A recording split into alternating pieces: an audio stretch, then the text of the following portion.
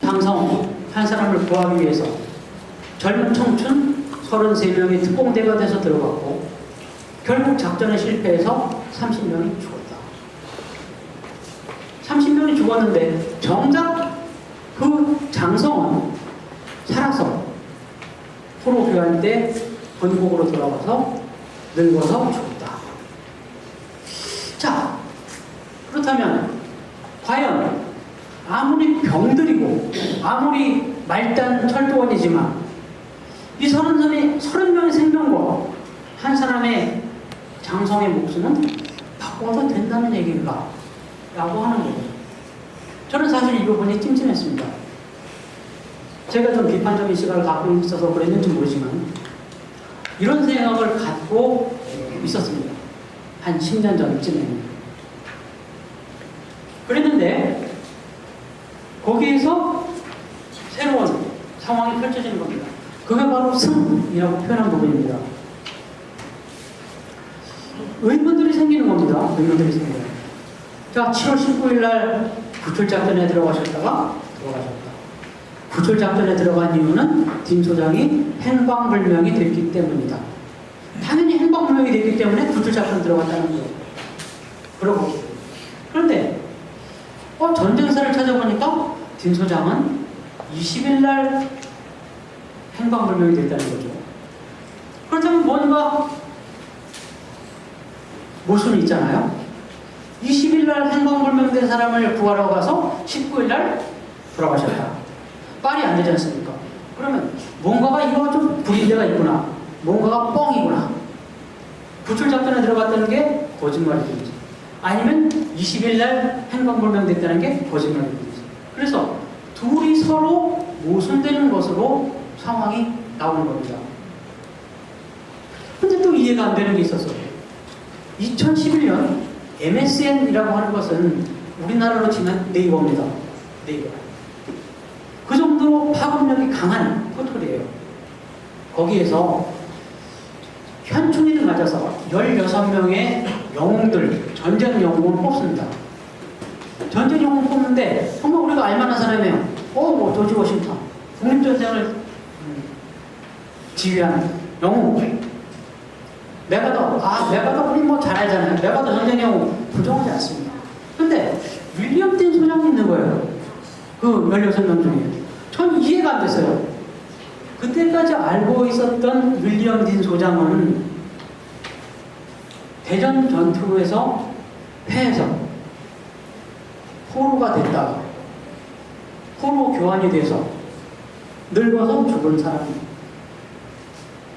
그 사람을 구하기 위해서 30명의 청춘이 그대로 사망해버린 이 정도로 알고 있었는데 이 사람이 전쟁 영웅으로 되어 있는 겁니다. 뭔가가 있나 보다. 그때 이렇게 생각을 하게 됐습니다. 그리고 나서 이 책에는 언급이 되어 있지 않지만 제가 이제 내셔널 지오그래픽 채널을 보다가 북한에 대한 동영상을 하나 봤습니다. 동영상을 하나 봤는데 서방에서 북한을 관광하는 이야기가 이제 2회에 걸쳐서 나왔는데 북한에서는 자기 체제를 선전하기 위해서 이 영상 찍는 것을 허락한 거죠. 근데 북한이 가장 자랑스럽게 생각하는 것들이 여러 개가 보이는 겁니다. 여러 개가 보이는데 그 중에 하나가 전쟁기념관이 있었습니다. 북한의 전쟁기념관. 북한에서는 전쟁기념관이라고 하지 않고 조국 해방 기념관인가? 이런 식으로. 북한에서는 6.25를 자기네가 이겼다고 생각을 하고 있습니다. 지금도. 그래서 6.25 전쟁은 조국 해방 전쟁이다 라고 보고 있습니다. 그 사람들이 조국 해방 전쟁의 기념관을 엄청나게 크게 만들었는데 그 시설의 가장 핵심 시설이 뭐냐 하면 7월 20일 전투입니다. 7월 20일 전투. 왜 7월 20일 전투가 중요하냐? 북한군이 유엔군을 이긴, 미군을 이긴 최초의 전투이고 가장 자기 입장에서는 위대한 전투였던 겁니다. 7월 20일 전투가. 그래서 그 전투 상황에 대해서 엄청난 공간과 엄청난 비용을 들여서 전부 다 모형을 만들어 놓고 그림을 그려놓고 전부 그렇게 놓은 것을 쫙 보여주는 것을 봤습니다. 지금도 그날을 기념하고 있다는 겁니다. 7월 20일. 그래서 자료를 찾다가 윌리엄 딘이라는 분이 예편하기 전에 현역 시절에 회고록을 썼다라고 하는 기록을 소개했습니다. 야, 재밌겠다.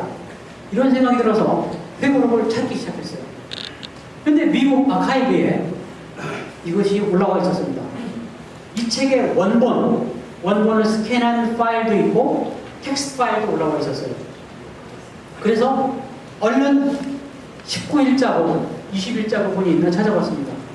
아주 디테일하게 설명이 되어 있었습니다. 근데 제가 깜짝 놀란 게 있어요. 뭐냐? 우리가 알고 있는 부분과, 물론 알고 있었던 부분과 딘 소장의 입장이 달랐다는 겁니다. 물론 딘 소장의 말이 맞느냐? 여기에 대해서 부정할 사람도 있습니다. 하지만 저는 딘 소장을 믿습니다. 왜냐하면 1954년이라고 하는 때는 딘 소장이 예편하기 전입니다. 현역 장군으로서 전쟁사를 쓴 겁니다. 여기 거짓말했다가는 자기에게 큰 불명예죠. 여기 있는 내용은 무엇이냐 하면 7월 19일 날 이야기가 나오는데 7월 19일, 7월 20일 날 이때 새롭게 개발되던 그 무기가 뭐냐면 3.5인치 바주카포라고 하는 개인이 휴대할 수 있는 포입니다. 아주 가볍고 가운데가 뻥 뚫린 관같이 생겼습니다. 생긴 거는 아주 우습게 생겼어요. 근데 이 포로 전차를 잡을 수 있는 겁니다. 기관총, 북한이 밀고 들어온 그 소련제 탱크는 총 아무리 쏴봐야 꼼짝도 안 합니다. 총을 다 튀겨나갑니다. 하지만 바주카포 한 번 딱 쏴주면 맛이 가거든요. 예. 그래서 딘 소장이 한 일은 무엇이냐면 새벽부터 사병 하나 데리고 다니면서 바주카포로 탱크 사냥 다닌 겁니다. 탱크를 잡아야 작전을 지원할 수 있다라고 하는 것이 이 사람의 신념이었습니다. 그래서 7월 19일 날, 7월 20일 날 이 사람은 대전 시내에서 계속 탱크 사냥을 하러 다닌 겁니다. 그런데 이 사람이 마음에 걸리는 게 있었던 거예요. 뭐냐? 대전역 군내에 보급품 화차가 10량 있었습니다. 그 보급품은 탄약, 일반 무기, 식량 이런 거였어요. 이것을 빼앗기면, 이것이 적군의 손에 넘어가면 정말 큰일 나는 겁니다. 그래서 이거를 빨리 후방 24사단이 주둔하고 있는 영동 적어도 옥천까지는 빼야 되겠다는 겁니다. 그래서 영동에 있는 지휘소, 물론 자기는 사단장이지만 지휘소에 있지 않았던 겁니다. 지휘소를 떠나서 대전 중심가에서 계속 전투를 하고 있었던 거예요. 지휘소에 명령을 합니다. 야, 이 보급품 구성해야 되니까 기관차 빨리 보내. 라고 명령을 해요. 근데 첫 번째 기관사가 왔다가 도망가버려요.